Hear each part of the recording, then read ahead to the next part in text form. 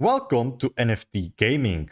I will show you how to play Gregory so you can win as much as possible and maximize your earnings. We will go through his strengths and weaknesses, the playstyle for winning, how to use his ultimate, and then we will break down his capsules.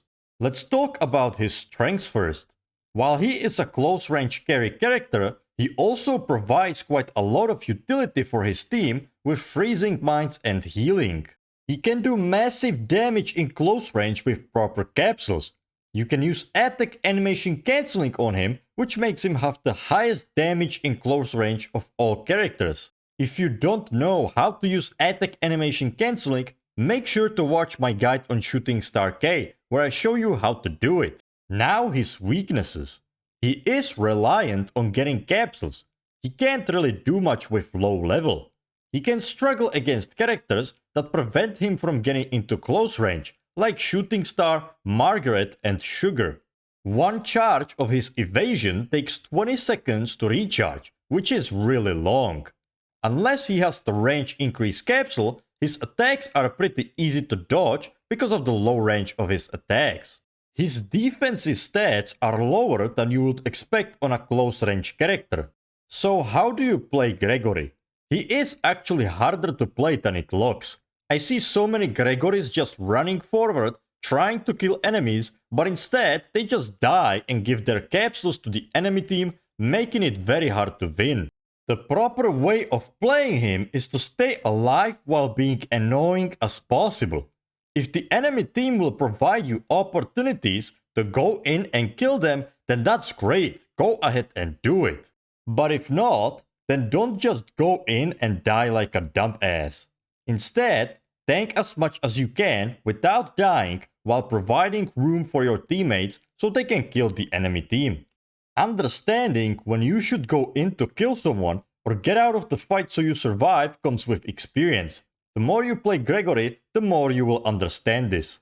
Now, his ultimate. His ultimate is very versatile. You can use it to finish off enemies, interrupt ultimates, or disengage from fights. I personally like to use it on enemies that don't have any evasion charges. Without evasion, they will take a lot of damage, they will be stunned, and they cannot avoid it. You can get knocked down while in the ultimate though, so don't just run into Shooting Star K that has evasion charges just to get knocked down. Now let's break down his capsules. Defense Boost 2 is an obvious choice. It makes you way tankier and it is a must-have on every character. But why is range increase in S tier? I have been playing around in test room with Gregory, trying to figure out which capsules give him the highest damage boost, and I found out something interesting. Range increase doesn't just increase the range of his attacks, it actually increases his damage as well by around 25%. The increase of range is also very good. If you don't have this capsule, it's quite easy to dodge Gregory's attacks. So this capsule gives you a 25% damage boost and increased range, which makes this capsule extremely valuable. Mine recovery heals not only you, but also your teammates for 30% of max HP, which is very good. Emergency healing zone can be game changing if your team gets healed by it as well. My issue with this capsule is that sometimes it doesn't trigger and you just die. It would have been an S tier if this didn't happen. Evasion speed is great on Gregory since one of his evasion charges take 20 seconds to refill. This capsule will reduce that recharge time significantly. Diagonal shot adds more bullets to your attacks. So if you hit someone in close range, they take more damage because you are hitting them with more bullets. Freezing Orbiter is very annoying to play against, especially when you pick this capsule twice. Freezing Mine plants 2 mines after evasion, which provide utility for your team and can set up kills. It's especially great when combined with Mine Recovery Capsule.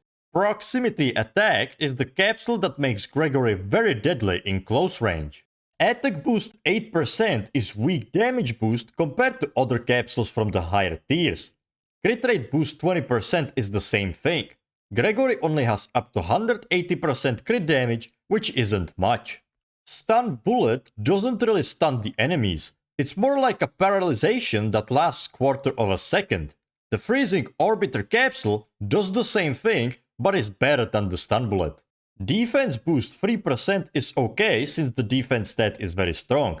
HP 10% does make you a bit tankier and also increases the healing from mines since your HP is higher. Evasion increase can be good combined with evasion speed. Now we are already at tier C. These capsules are pretty bad and you should try to avoid them. Attack speed is a very good stat, but only if you are attacking continuously.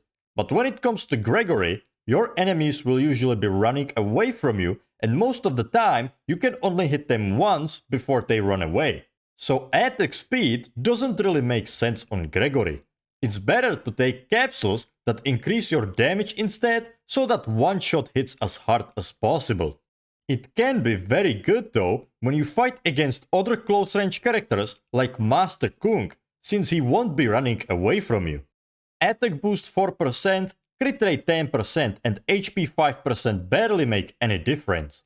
Veteran attack is pretty bad since you have to not take damage for 5 seconds for it to activate. As a close range character, you will be taking damage all the time, so this capsule will be inactive. Attack speed 4% makes pretty much no difference. And that is the whole video. I hope it was helpful, and if it was, please hit the like button. It means a lot to me. Thank you, and I wish you a wonderful day.